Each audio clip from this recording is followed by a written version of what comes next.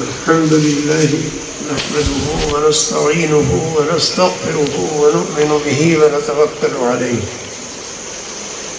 ونعوذ بالله من شرور أنفسنا ومن سيئات أعمالنا من يهده الله فلا مضل له ومن يضلله فلا هادي له ونشهد أن لا إله إلا الله وحده لا شريك له ونشهد أن سيدنا ومولانا محمدا عبده ورسوله صلى الله تعالى عليه وعلى آله وأصحابه وأزواجه وذرياته وبارك وسلم تسليما كثيرا كثيرا أما بعد أعوذ بالله من الشيطان الرجيم بسم الله الرحمن الرحيم وما أصابكم من مصيبة فبما كسبت أيديكم ويعفو عن كثير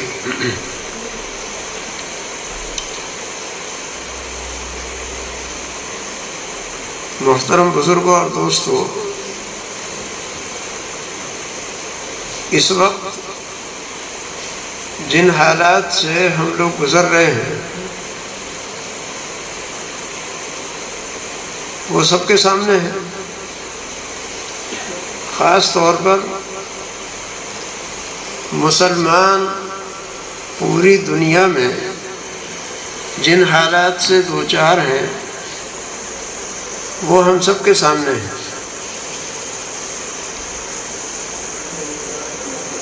یہ حالات یوں ہی نہیں آگے ہیں، ان کے پیچھے کچھ اسباب ہیں۔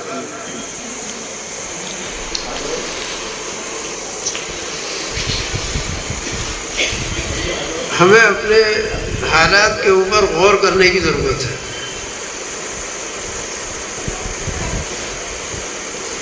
حضرت عقبہ ابن عامر رضی اللہ تعالیٰ عنہ ایک جلیل القدر صحابی ہیں۔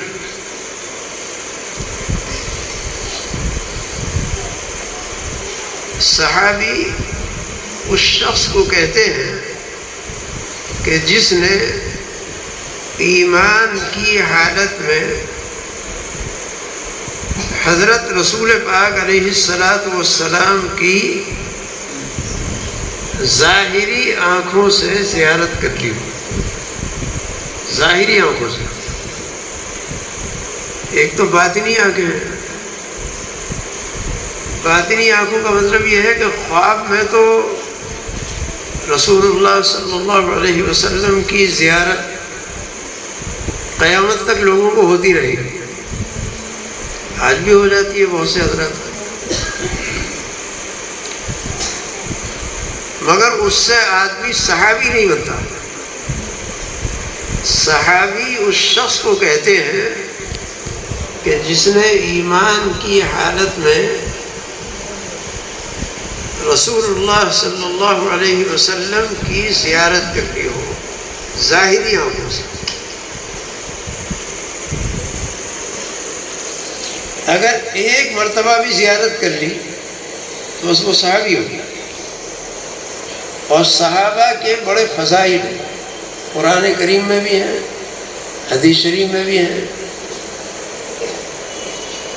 ایک حدیث میں ہے، نبی اکرم صلی اللہ علیہ وسلم نے ارشاد فرمایا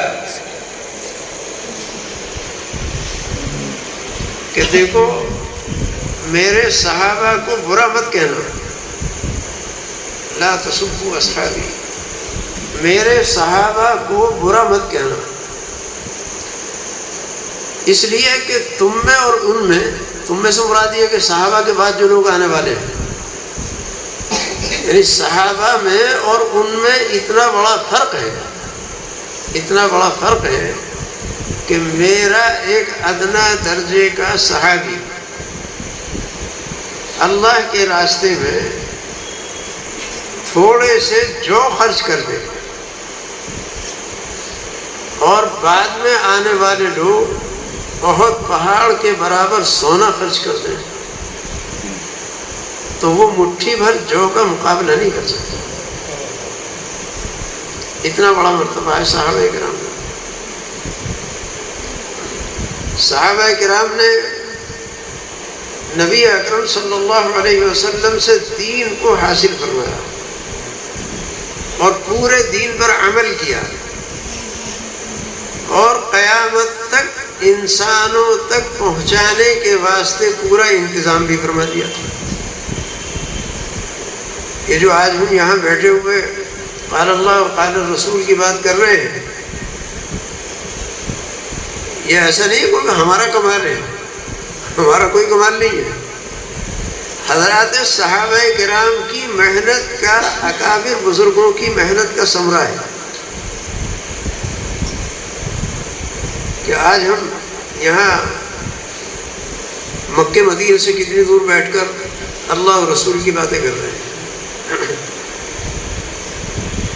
اور صحابہ کرام نے رسول اللہ صلی اللہ علیہ وسلم سے دین کے متعلق ایسی باتیں بیان معلوم فرمائی اور امت تک پہنچائی کہ جن تک بڑے بڑے عقلاء کا ذہن نہیں پہنچ سکتا۔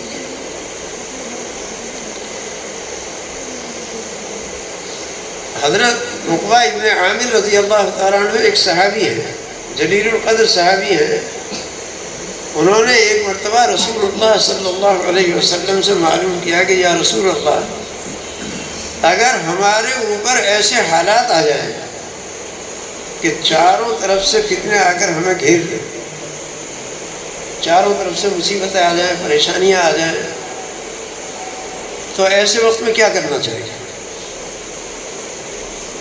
تو وہ کتنے کانٹے کا سوال کیا ہے۔ 1400 سال پہلے، بلکہ اب تو اور 1450 سال پہلے انہوں نے سوال کیا تھا، اور معلوم ہوتا ہے کہ حضرت عقبہ ابن عامر رضی اللہ تعالیٰ عنہ کی آنکھوں کے سامنے وہ حالات تھے جو آج ہمارے سامنے ہیں۔ اگر کوئی ہم سے یہ سوال کرنے لگے کہ بھئی چاروں طرف سے پریشانی آ رہی ہے تو کیا کریں، تو پتہ نہیں کیا جواب دیں گے۔ ہماری کھوپڑی میں تو یہ آئے گا کہ ہمارے پاس مال نہیں ہے، اگر بہت سارا مال آ جائے تو ساری پریشانیاں دور ہو جائیں گی۔ ہمارے ذہن میں تو یہ آتا ہے کہ ہمارے پاس کوئی حکومت نہیں ہے، اگر حکومت آ جائے تو ساری پریشانیاں دور ہو جائیں گی۔ ہمارے تو ذہن میں یہ چیزیں آتی ہیں۔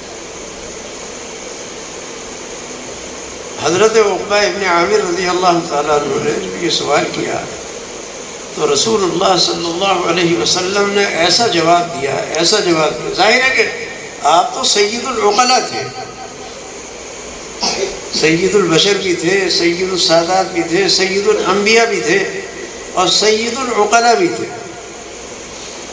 آپ نے ایسا جواب دیا ہے، ایسا جواب دیا ہے کہ اس جواب پر عمل کرنے کے لیے آدمی کو کچھ تگ و دوڑ کرنے کی ضرورت ہے ہی نہیں۔ ہر آدمی اس کے اوپر عمل کر سکتا ہے۔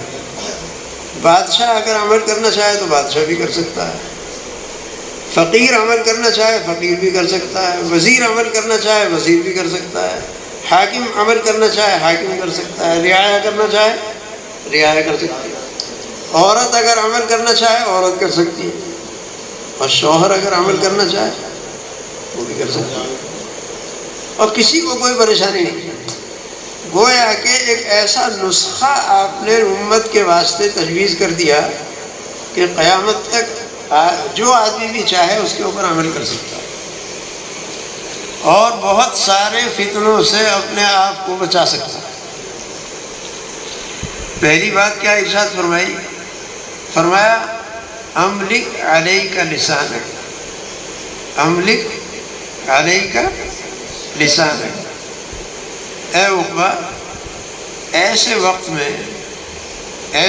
میں پہلا کام یہ کرنا کہ اپنی زبان کو قابو میں رکھنا۔ پہلا کام کیا کرنا؟ زبان کو قابو میں رکھنے کے لیے کیا کرنے کی ضرورت ہے؟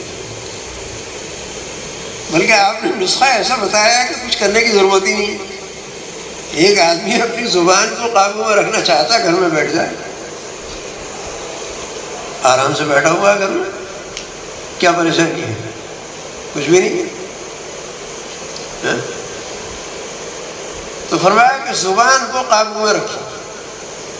حضرات اکابر نے، بزرگوں نے زبان کو کیسا قابو میں رکھا ہے، کیسا قابو میں رکھا ہے، اس کے اوپر کیسا عمل کیا ہے.